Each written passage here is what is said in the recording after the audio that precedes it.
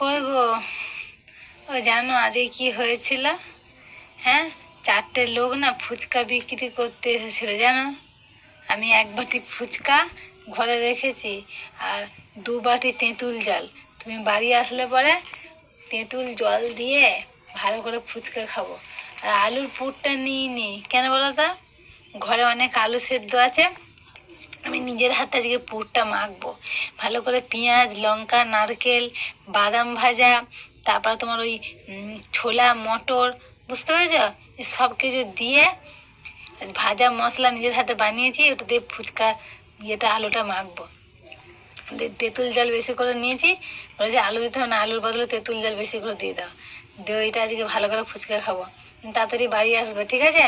হ্যাঁ, আর আজকে ফুচকা খাবো। আর রাত্রেবেলাতে কি খাবো বলো তো?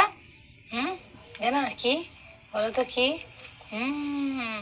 মা লুচি পাঠিয়েছে, লুচি আর কুমড়োর তরকারি, ওটা রাত্রে খাবো, বুঝলে?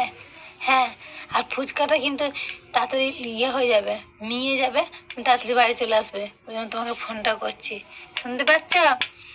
আচ্ছা। আর বাবু, বাবু তুই ফুচকা খাবি তো? হ্যাঁ, তুই কটা খাবি? 10টা। 10টা খাবি? আচ্ছা।